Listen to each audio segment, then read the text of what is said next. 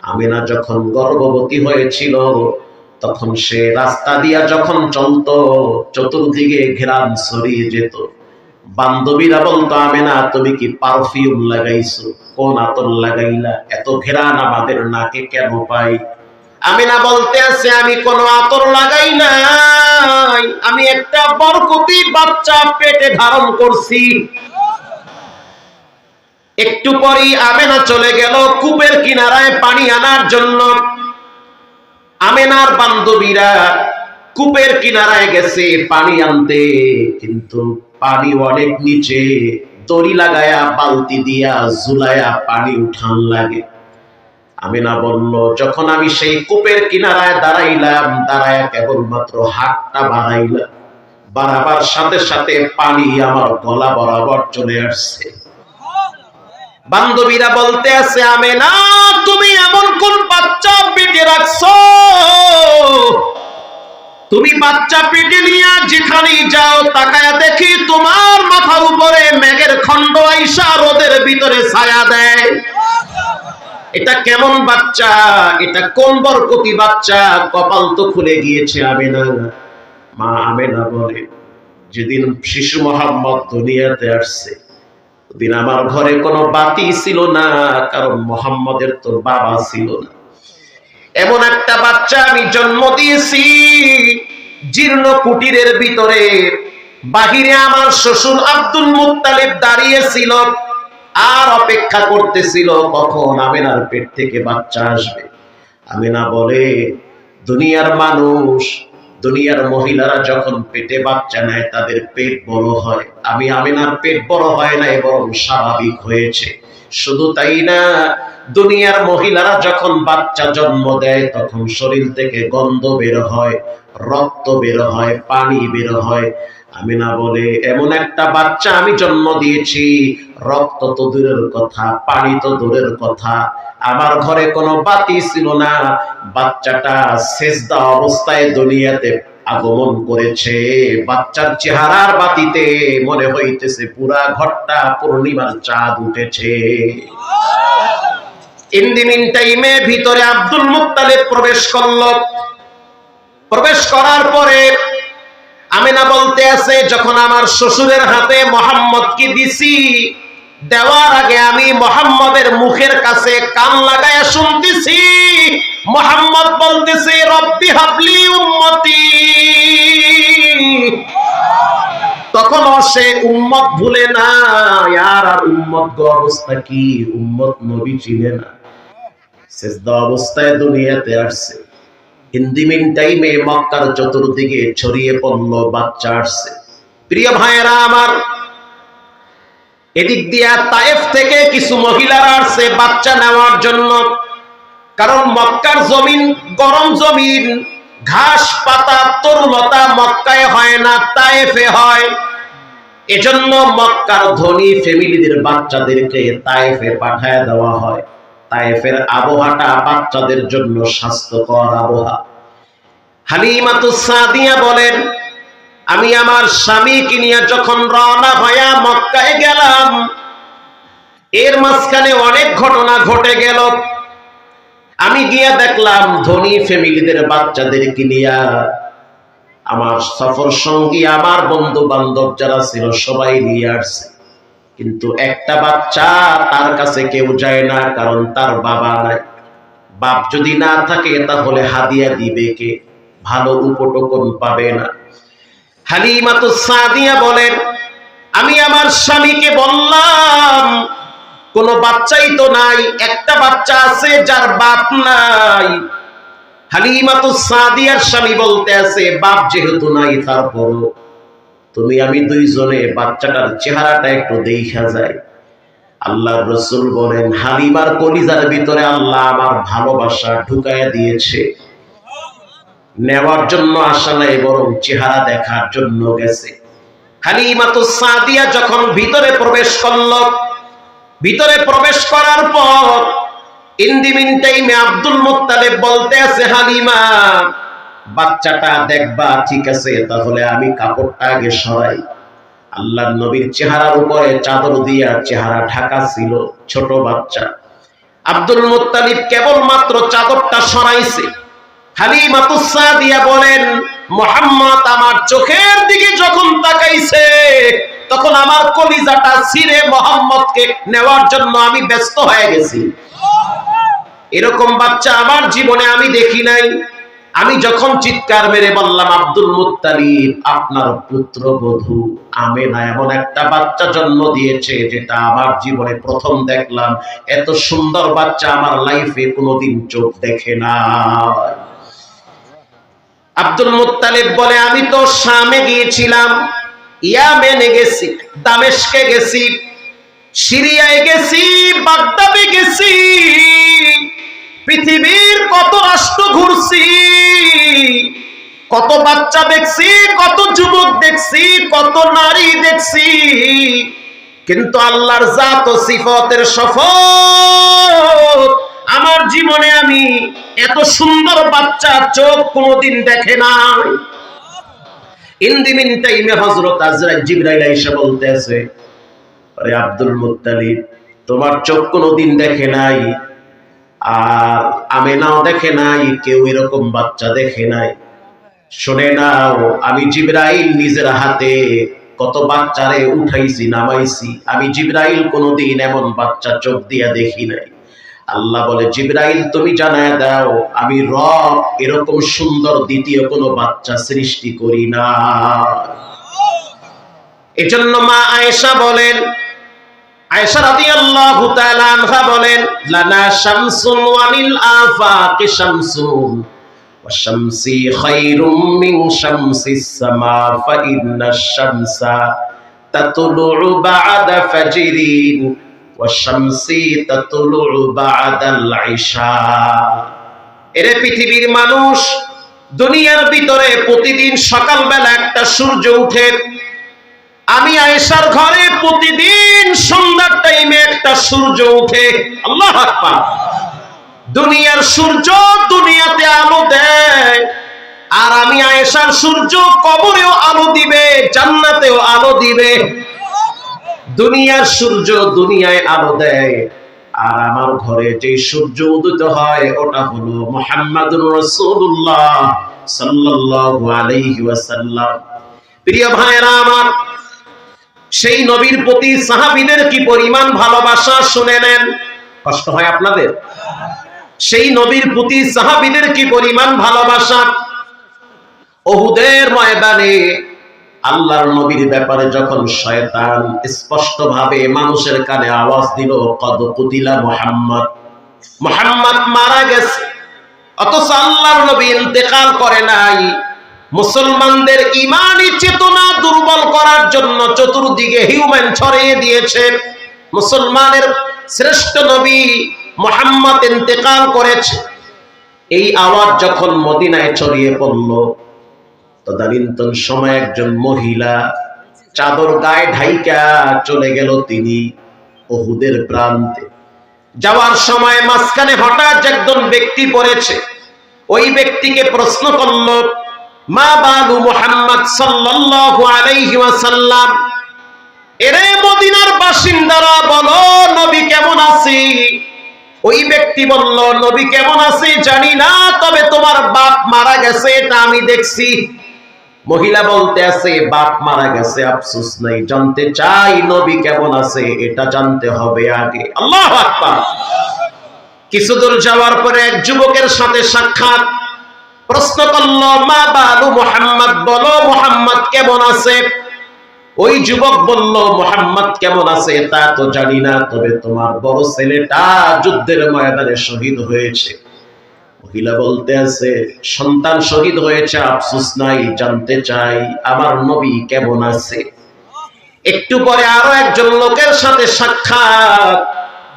তাকে প্রশ্ন করলো, বলো নবী কেমন আছে? ওই ব্যক্তিও বলতে আছে, নবী কেমন আছে জানি না, তবে শুনে না, তোমার আপনজন অনেকেই শহীদ হয়েছে, তোমার ছেলে শহীদ হয়েছে, তোমার ভাই শহীদ হয়েছে, এগুলো আমরা চোখ দিয়ে দেখছি। হাঁটতে হাঁটতে চলে গেল একেবারে উহুদের প্রান্ত। উহুদের প্রান্তে যাওয়ার পর আল্লাহর নবীর সাহাবী আবু বকর রাদিয়াল্লাহু তাআলা আনহুর সাথে সাক্ষাৎ। তাকে প্রশ্ন করলো, বলো নবী কেমন আছে? সে বলল, নবী এখনো সুস্থ আছে, সে ইন্তেকাল করে নাই। সামনে গিয়া দেখবা পাথরের উপরে রাসূল বসে আছে। এবার মহিলা সেখানে গেল, যাওয়ার পরে রাসূলুল্লাহকে দেখার সাথে সাথে কি উত্তর দিল শুনে নেন। তার অভিমত কি ছিল? কুল্লু মুসিবাতিন বা'দা মুহাম্মদ সাল্লাল্লাহু আলাইহি ওয়াসাল্লাম। ওগো নবীজি, আপনাকে দেখার পর স্বামী শহীদ হয়েছে, সন্তান শহীদ হয়েছে, এই সব কষ্ট আপনাকে দেখার পর আমি ভুলে গিয়েছি। তাহলে বুঝেন নবীর প্রতি মহিলাদের কি পরিমাণ ভালোবাসা ছিল। আল্লাহ রাসূল বলেন, লা ইউমিনু আহাদুকুম হাত্তা আকুনা হাব্বা ইলাইহি মিন ওয়ালিদিহি ওয়া ওয়ালাদিহি ওয়ান নাসি আজমাইন। ততক্ষণ পর্যন্ত ঈমানদার হতে পারবে না যতক্ষণ পর্যন্ত তুমি তোমার সন্তান, তোমার স্ত্রী, তোমার মা বাবা, এমনকি তোমার নিজের জীবনের চেয়ে রাসূলকে ভালোবাসতে না পারবা। তারাশের মুসলমানরা স্পষ্টভাবে ঈমানকে পরিষ্কার রাখতে হবে। এই সিরাজগঞ্জের জমিনে যদি কোন নবীর দুশমন নবীর ব্যাপারে জিহ্বা লড়াইয়া বাজে মন্তব্য করে, ঐক্যবদ্ধভাবে তার জিহ্বা টেনে ছিঁড়ে ফেলতে হবে। এটা আমাদের ঈমান। আইনামা সুকিফু উখিযু ওয়া কুতিলু তাকতিলা। কেউ যদি রাসূলকে গালি দেয় তার শাস্তি হবে মৃত্যুদণ্ড, এর বাইরে কোনো শাস্তি নাই। এটা আমার কথা না, কোরআনের কথা। কেউ যদি রাসূলকে গালি দেয়, রাসূলকে নিয়ে ব্যঙ্গ করে, আল্লাহর নবীকে নিয়ে যদি কোনো নেতা নেত্রীও ব্যঙ্গ করে, ধরে মাটিতে গেড়ে ফেলবা। তার ব্যাপারে কোনো আপোষ নাই। পৃথিবীর সব কিছু নিয়ে আপোষ হতে পারে, রাসূলকে নিয়ে কেউ কটূক্তি করলে ইনায়া বিনায়া, ইঙ্গিতে, ইনডাইরেক্ট, ডাইরেক্ট কেউ যদি খারাপ কথা বলে, ওর জিহ্বা টেনে ছিঁড়ে কুত্তার নাস্তা বানাবা। এটা আমাদের ঈমান। এটা আমাদের কি? এটা ঈমান। প্রিয় ভাইরা আমার, একজন ইহুদির নাম ছিল কাব ইবনে আশরাফ। সে মুনাফিক ছিল, ইহুদিদের একজন আলেম ছিল। রাসূলুল্লাহর কাছে আয়েশা বলতেছে যে আমি মুসলমান হতে চাই, আমি ঈমান আনব। রাসূলুল্লাহ সহজ মনে, সরল মনে তাকে কালেমা পড়াইছে। কালেমা পড়ানোর পরে সে প্রকৃত দিল থেকে কালেমা পড়ে নাই, সে মুখে মুখে কালেমা পড়ছে। তার উদ্দেশ্য হলো রাসূলুল্লাহকে হেয় প্রতিপন্ন করা। বলেন নাউজুবিল্লাহ। রাসূলুল্লাহ তাকে সম্মান দিয়েছে, তুমি যেহেতু তাওরাতের আলেম, যাও এখন থেকে আমার উপরে ওহী নাজিল হইলে তুমি বসে বসে ওহী লেখবা, এই সম্মান আমি তোমাকে দিলাম। কাব ইবনে আশরাফ গোপনে গোপনে রাসূলুল্লাহর দুশমনি শুরু করলো। ওই যুগে যদি নবীর পিছনে নামাজ পড়া দুশমনি করতে পারে, এই যুগে মুসলমানদের কাতারে থাইকাও ছদ্মবেশে কিছু বেঈমানরা আমাদের সমাজেও থাকতে পারে। আল্লাহর নবী যখন শুনলো যে কাব ইবনে আশরাফ সে মুনাফিক, তার মুখে একটা অন্তরে আরেকটা, রাসূলুল্লাহ তার ব্যাপারে বরদোয়া করেছে, ও মালিক, তার বিচারটা যেন দুনিয়ার মানুষ দেখতে পায়। আল্লাহ, সে তো সরল মনে, আমি তো সরল মনে তার এই কালেমা পড়াইছি, শুধু তাই না তাকে ওহী লেখার দায়িত্ব দিয়েছি, কেন বেয়াদবি করলো, বেয়াদবির শাস্তি যেন আমি রাসূল চোখ দিয়া দেখতে পারি। আল্লাহু আকবার। কিছুদিন পরে কাব ইবনে আশরাফ অসুস্থ হয়ে গেল। অসুস্থ হতে হতে হতে হতে শরীরে ফোসকা উঠছে, ফোসকা গইলা গেছে, রক্ত বের হয়, পুষ বের হয়। ঘরের স্ত্রী বলতে আছে বাচ্চাদেরকে নিয়ে থাকতে কষ্ট হয়, হয় তুমি ঘর থেকে যাও, না হয় আমরা চলে যাই। কাব ইবনে আশরাফ এবার ঘর থেকে চলে গেল জংলায়। জংলায় যাওয়ার পর একদিন, 2 দিন না, 3টা বছর পর্যন্ত কাব ইবনে আশরাফ অসুস্থ অবস্থায় জংলায় ছিল, কষ্ট করেছে। জংলায় থাকার পরে জঙ্গলের যেই পশু আছে তারা তো অনেকে খায় ফেলায়, কিন্তু কাব ইবনে আশরাফকে খাওয়ার জন্য বাঘ আসছিল, নাক দিয়া হুঙ্গা দেখে নবীর দুশমন, এজন্য খায় নাই, ঘৃণায়। আল্লাহু আকবার। নবীর দুশমনের রক্ত বাঘ জিহ্বায় লাগাইতে চায় না। শিয়াল আসছিল খাওয়ার জন্য, নাক লাগায়া দেখে নবীর দুশমন, ওখান থেকে চলে গেল। পিঁপড়া কাতারে কাতারে রাস্তা মাপি, কারণ নবীর দুশমন। যেই জায়গায় তিনি শোয়া ছিল সব গাছগুলা শুকায় গেছে, মাটিগুলো পুড়ে গিয়েছে। মানে সবাই ঘৃণা কাব ইবনে আশরাফের প্রতি। আল্লাহরে গালি দিলে আল্লাহ কিছু কয় না, কিন্তু নবীরে গালি দিলে আল্লাহ বিন্দু পরিমাণ সহ্য করে না। তুমি মুরগিরে ধাক্কা দিবা, মুরগি কিছু বলবে না। বাচ্চার গায়ে হাত দিলে সহজ সরল মুরগি বসে থাকে না। কথা ঠিক না বেঠিক? একটা পাখিকে আপনি টোকা মারবেন, আদর করবেন, কত কিছু করবেন, জবাই করবেন, কিচ্ছু বলবে না। কিন্তু পাখির সামনে বাচ্চাগুলারে আঘাত করলে পাখির সব শক্তি দিয়ে আপনার উপরে আক্রমণ করবে। আল্লাহর পরিষ্কার কথা,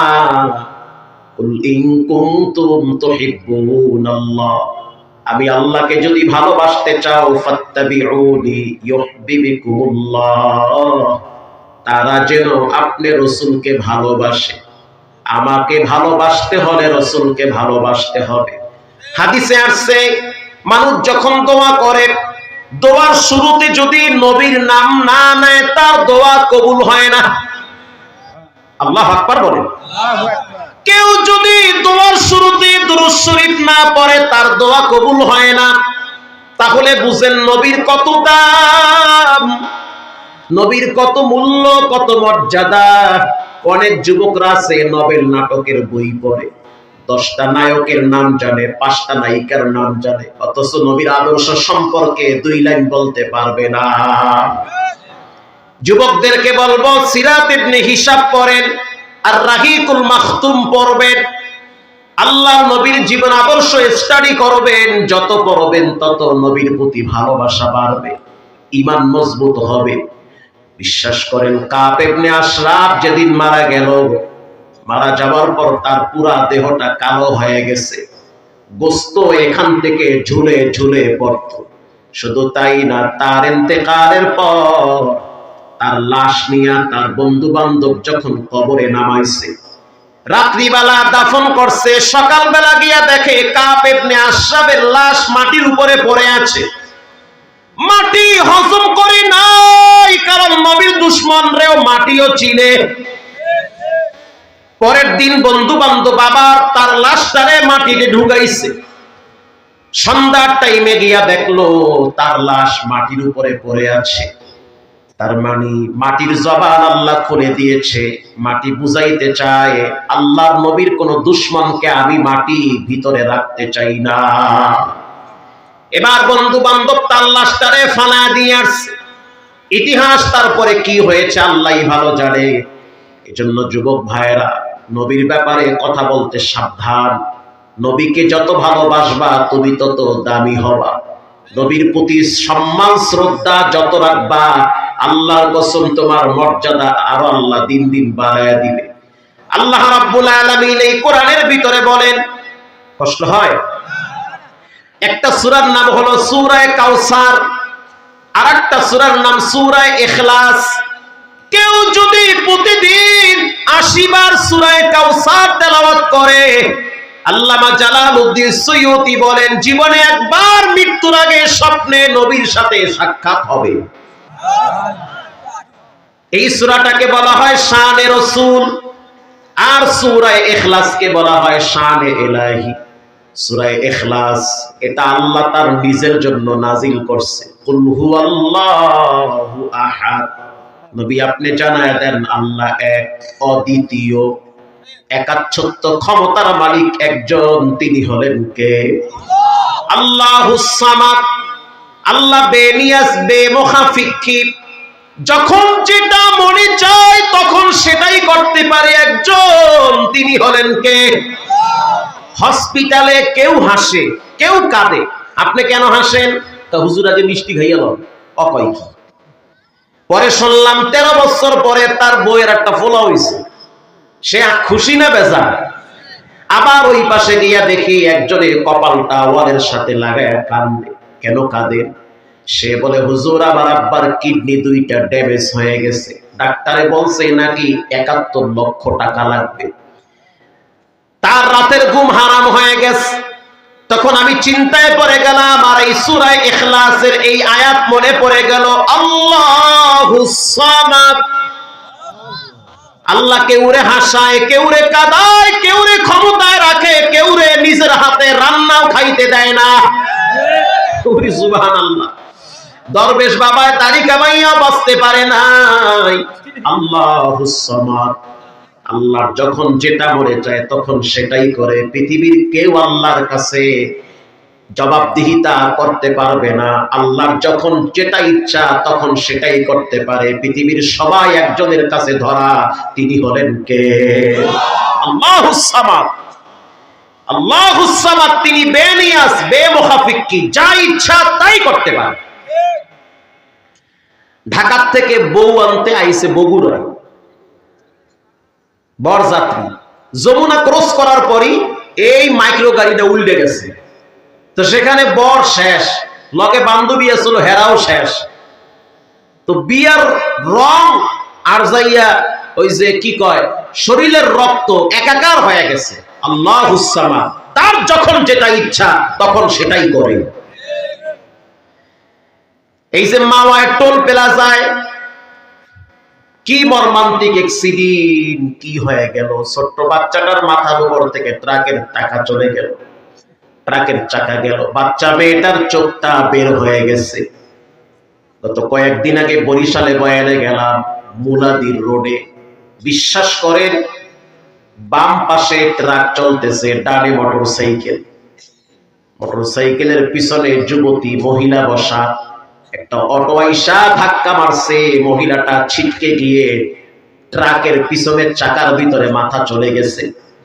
শুধু তাই না, ওই মহিলাটার মাথার ঘিলু রাস্তায় রাস্তায় ছিটেছে।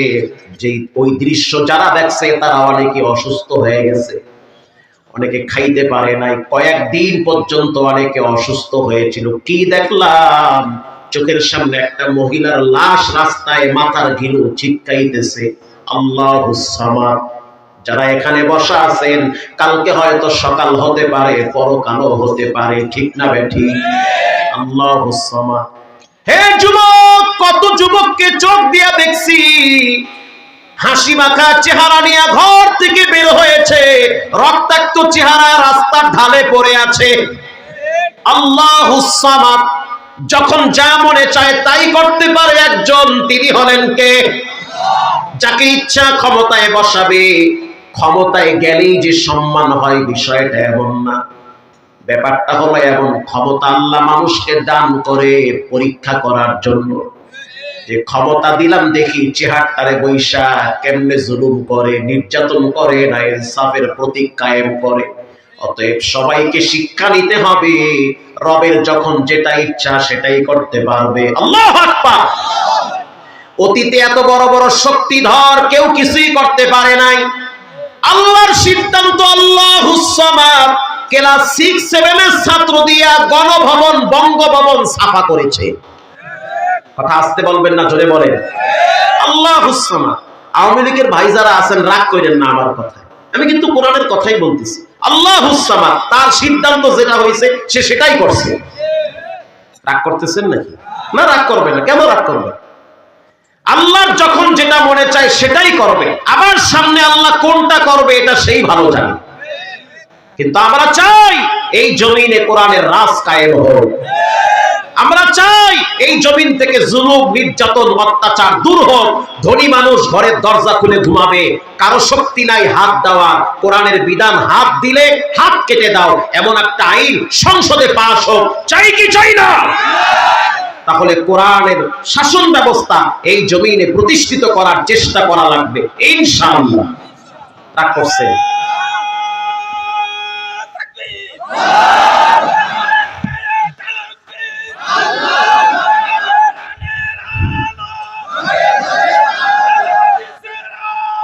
সব সাথে গেল এক হও এক হও এক হও এক হও জিন্দাবাদ জিন্দাবাদ আল্লাহু আকবার। প্রিয় ভাইরা আমার, আল্লাহুস সামাদ, বেনিয়াস বেমুখাফিকি, যখন যেটা মনে চায় তখন সে সেটাই করতে পারে। আমারও ভয় লাগতেছে কখন না জানি জীবনে কি হয়ে যায়, কারণ যেটা আমি জানি না সেটা জানেন কে? ইমাম মালিক রহমাতুল্লাহ আলাইহি মদিনায় 40 বছর হাদিস পড়াইছে। 40 বছর রাসূলুল্লাহর রওজার পাশে। আমরা হাদিস পড়লে বলি ক্বালা রাসূলুল্লাহ সাল্লাল্লাহু আলাইহি ওয়াসাল্লাম। ইমাম মালিক বলতো ক্বালা হাযা, হাযা মানে রাসূলুল্লাহ, মানে সে তো নবীর রওজার পাশে। ক্বালা হাযা, ইনি বলেছেন, যিনি এখানে আছেন। মিফতাহুল জান্নাহ আউয়ালু মা ইউহাসাবু বিহিল আবদু ইয়াউমাল কিয়ামাতিস সালাত। কিয়ামতের দিন সর্বপ্রথম নামাজের হিসাব নেবেন কে? এটা আমি বলি নাই, এটা ইনি বলেছেন। ইমাম মালিক তার মনে চাইতেছে তার মৃত্যুটা যেন মদিনায় হয়। এটা তার মনে চায়, যদি নবীর দেশে মরতে পারতাম জীবনটা আমার ধন্য হয়ে যেত। হজের মৌসুম চলে আসছে, মনটা টানতেছে যদি মক্কায় যাইতে পারতাম। মক্কায় যাইতে গিয়া যদি রাস্তায় মরণ হয় তাহলে আমার মৃত্যু তো মদিনায় হইল না। তার দিলের তামান্না তার মরণটা যেন মদিনায় হয়। যারা বসে আছেন, নামাজ যারা পড়ে না, তাদের মনটা চায় যে মরণটা যেন মদিনায় হয়। কথা কন না কেন? যেই লোকটা নামাজ পড়ে না, কোরআন পড়ে না, খারাপ মানুষ, চুরি ডাকাতি করে, যেই লোকটা দুর্নীতি করে, যে সুদ খায়, সেও চায় যে আল্লাহ যেন তারে ভালো মরণ দেয়। হয়তো বুঝে না, না বুঝতে সুদ খায়। কয় হুজুর বুঝে না, ভালো করেই বুঝে, আপনার চেয়ে বেশি বুঝে। কথা ঠিক না ভাই? ঠিক। ইমাম মালিক সে চিন্তায় পড়ে গেল, মৃত্যুটা কি আমার মদিনায় হবে না মক্কায় হবে? হজ করতে যাব কি যাব না, কি করব আমি? চিন্তা করে করে ঘুমিয়ে গেলেন। ঘুমের ভিতরে রাসূলুল্লাহ তাকে স্বপ্নে 5টা আঙ্গুল দেখাইছে। সুবহানাল্লাহ, আরো জোরে। 5টা আঙ্গুল। আল্লাহর নবী যখন তাকে 5টা আঙ্গুল দেখাইলেন, ঘুম যখন ভেঙে গেল, চিন্তায় পড়ে গেল, রাসূল আমারে কি দেখাইলো, আমি কি দেখলাম? এবার তার খাদেম রে বলল, স্বপ্নের ব্যাখ্যা যার তার দ্বারা করা যাবে না। তদানীন্তন সময় বিখ্যাত একজন স্বপ্নের ব্যাখ্যাকার ছিল, যিনি ছিলেন ইবনে শিরিন রাহিমাহুল্লাহ। তার কাছে গিয়া বলো, স্বপ্নে এক ব্যক্তি নবীর 5টা আঙ্গুল দেখছে, কিন্তু আমার নাম বলবে না, কারণ যারা খাঁটি আল্লাহর ওলি তারা নিজেরে কখনোই জাহের করতে চায় না। আমার নাম বলবো না যে আমি স্বপ্নে নবীর 5টা আঙ্গুল দেখছি। এবার চলে গেল ইবনে শিরিনের কাছে, গিয়া বলতে আছে, একজন ব্যক্তি স্বপ্নে রাসূলুল্লাহর 5টা আঙ্গুল দেখছে।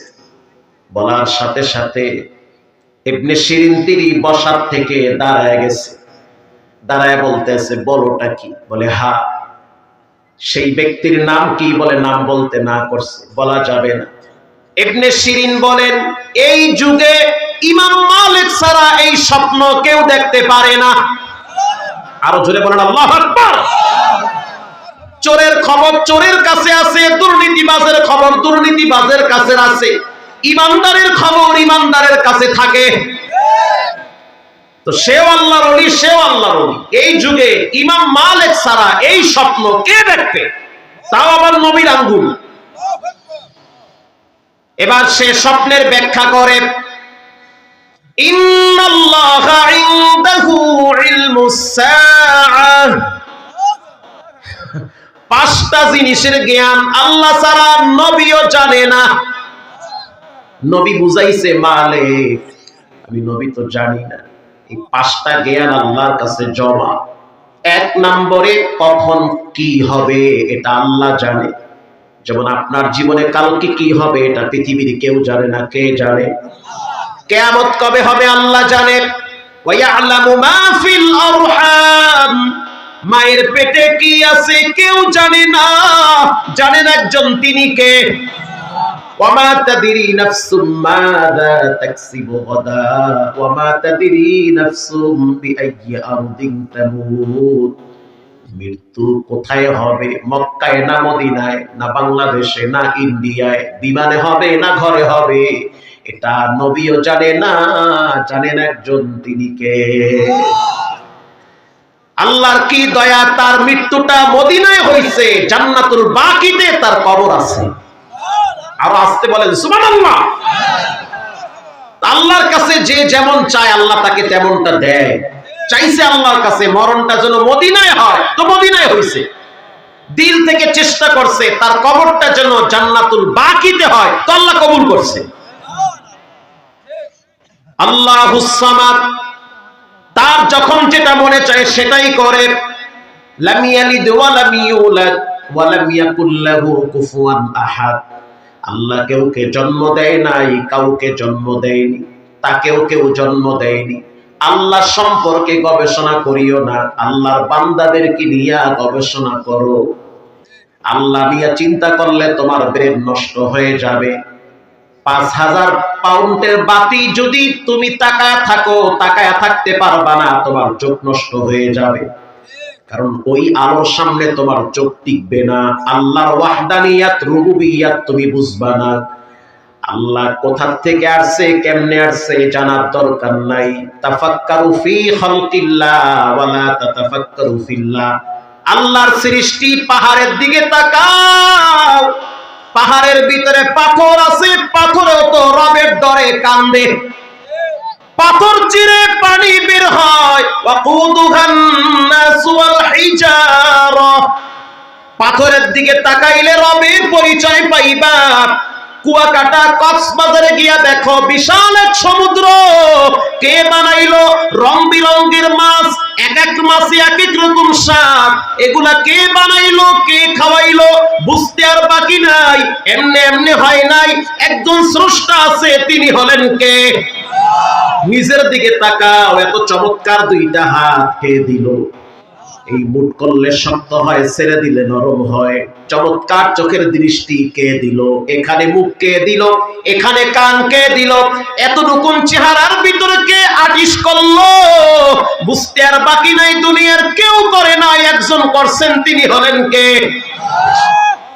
ওয়ালাম ইয়াকুল লাহু কুফুয়ান আহাদ।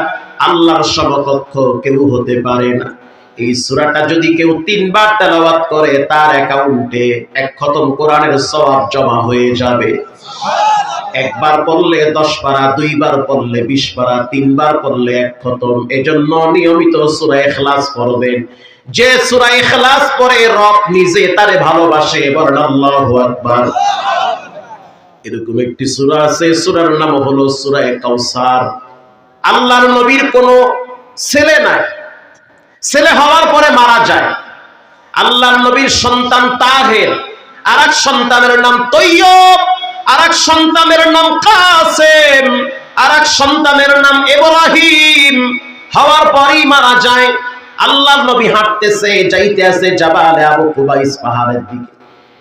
সাদ বিন আবি ওয়াক্কাস বলে, হুজুর আপনার ছেলে মারা গেছে। রাসূলুল্লাহ দৌড় মারছে, সন্তানটারে বুকের সাথে জড়ায় ধইরা কান্না শুরু করছে।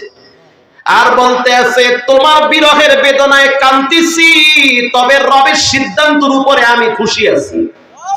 কারো সন্তান যদি ছোটবেলায় মারা যায়, সে যেন হাই হুতাশ না করে। কারণ কিয়ামতের ময়দানে ওই সন্তান জান্নাতের গেটে দাঁড়ায় থাকবে তাকে জান্নাতে নেওয়ার জন্য। রাসূলুল্লাহ সন্তানের জন্য কাঁদলো, বেঈমানরা হাসতেছে।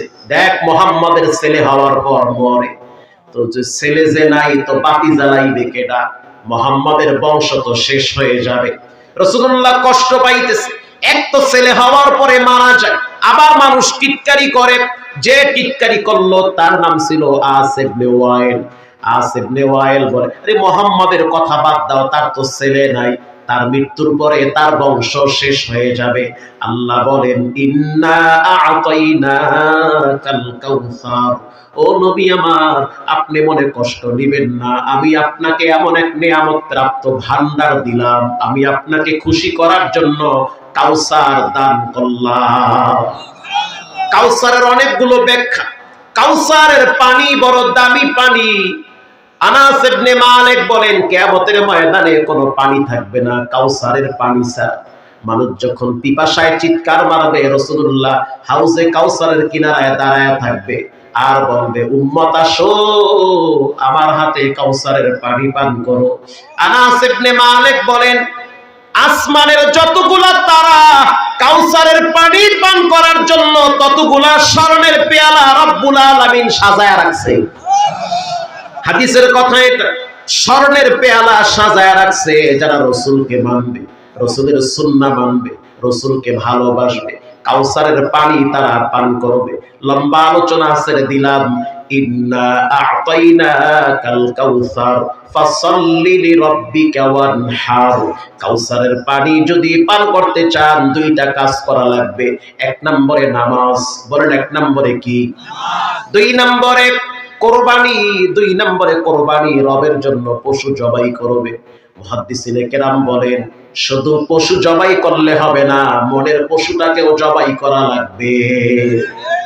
ইন্না শানিআকা হুয়াল আবতার, ও নবী আমার, আপনার সম্মান কমে নাই, আপনার বংশ নির্বংশ হয় নাই, বরং কিয়ামত পর্যন্ত আপনার নাম মানুষের মুখে মুখে ঠোঁটে ঠোঁটে থাকবে। মানুষ নামাজে দাঁড়াবে সেখানে আপনার নাম, জানাজায় যাবে সেখানে আপনার নাম, দুরূদ শরীফ সেখানে আপনার নাম, বাচ্চা জন্ম হবে কানে আজান, ইকামত বলেন নবীর নাম আছে না নাই? শুধু তাই না, মানুষ যখন আজান দিবে সেখানে আপনার নাম, মানুষ যখন মসজিদে যাবে সেখানে আপনার নাম। নবী আবার শুনে নেন, আপনার নাম এমন জায়গায় আমি সেটিং করে রাখছি যেখানে আমি রবের নাম, সেখানে আপনি নবীর নাম।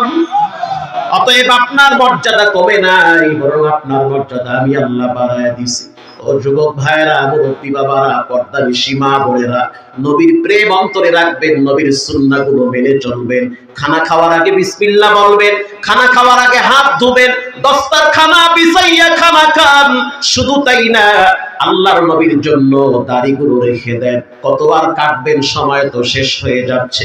সাইরা দেন, দাড়ি ঠকবেন না, একটু লম্বা করেন, একটু কষ্ট করে দাড়িটা রেখে দেন। মা বোনদেরকে বুঝান তারা যেন পর্দায় থাকে। রাসূলুল্লাহর প্রতিটা আদর্শ দিল থেকে গ্রহণ করা লাগবে। যে সুন্নাত মানে তাকেই বলে সুন্নি, যে সুন্নাত মানতে পারে না তারে বলে ভণ্ড সুন্নি। যে সুন্নাত মানে সে সুন্নি, যে সুন্নাত মানতে পারে না সে আবার কেমন সুন্নি। এই জন্য সুন্নাহগুলা মানতে হবে, দিল থেকে মানা লাগবে। 5 ওয়াক্ত নামাজ পড়া লাগবে। নবীজি নামাজ পড়ছে, আপনিও নামাজ পড়েন। নবী পর্দা করছে, আপনিও পর্দা করেন। নবী হালাল খাইছে, আপনি হালাল খান। নবী রাত্রি বেলা কিছু সময় নামাজে দাঁড়ায় দাঁড়ায় কাঁদছে, দরজা জানলা লাগায় দেন আর সিজদায় গিয়া পড়েন আল্লাহু হাজিরিন আল্লাহু নাজিরিন। সিজদায় গিয়ে দোয়া করেন, চোখের পানি ছেড়ে অতীতের গুনাহের জন্য কাঁদেন, আল্লাহর কাছে বেশি বেশি তওবা করেন। এই যে হায়াত নামের রেলগাড়ি চলতেছে, মরণ নামের স্টেশন সামনে আছে। আল্লাহর যারা ভালোবাসতে চায় তারা যেন রাসূলকে ভালোবাসে। ভালোবাসার মতো বাসতে হবে, মুখে মুখে ভালোবাসার স্লোগান দিলে হবে না। আব্বারে ভালোবাসি, বাবারে টাকা দেই না, এটা ভণ্ডামির ভালোবাসা। কথা কন না? মায়েরে ভালোবাসি, মায়েরে টাকা দেই না, চিকিৎসার জন্য হাত বাড়াই না, এই মুখের ভালোবাসার কোনো দাম নাই। রাসূলকে ভালোবাসি, জুমার দিন মিষ্টির লইগ্যা মসজিদে বইয়া তাহে সুন্নত পড়ে, মিষ্টি নাই পাবলিক জুমার দিন সুন্নত পড়ে না। এজন্য সুন্নি হতে গেলে সুন্নাত মানা লাগবে, মুখে মুখে সুন্নতের স্লোগান দিলে হবে না। বাস্তব জীবনে আমল করেন, মেসওয়াক রাখবেন। রাসূল বলেন হুব্বিবা ইলাইয়া দুনিয়াকুম সালাত, আমার কাছে দুনিয়ার ভিতরে 3টা জিনিস সবচেয়ে দামি, সবচেয়ে প্রিয়। 1 নম্বরে জুইলাত কুররাতু আইনি বিসসালাহ, আমার কাছে সবচেয়ে প্রিয় হলো নামাজ। আল্লাহু আকবার। 2 নম্বরে ওয়ান নিসা, আমার মা, আমার বোন, আমার স্ত্রী, আমার কন্যা, শুনে নাও, যেই ঘরে কন্যা সন্তান জন্মগ্রহণ করে, 2টা সন্তানের বাবা যে হয়, আর ওই সন্তান 2টা যদি মেয়ে হয়, রাসূল বলেন সে যেন মনে রাখে কিয়ামতের দিন আমি নবীর সাথে আবার জান্নাতে পাশাপাশি থাকবে। যুবক ভাইয়েরা আমার, আল্লাহর রাসূলের কাছে সবচেয়ে প্রিয় নামাজ। আজ থেকে নিয়ত করে নেন, নামাজ ছাড়বো না, হারাম খাবো না, মা বাবার সাথে বেয়াদবি করব না, ওস্তাদের সাথে বেয়াদবি করব না।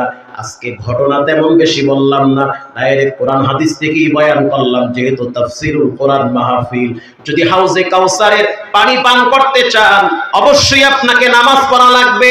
পাক্কা নিয়ত করে নাও, জীবনে নামাজ ছাড়বো না, হারাম খাবো না। দিলটা যদি ভালো থাকে, তওবার নিয়তে 2টা হাত আল্লাহকে দেখায়া দাও। নারায়ে তাকবীর। আয় আল্লাহ এই হাতগুলা কবুল করে নেন।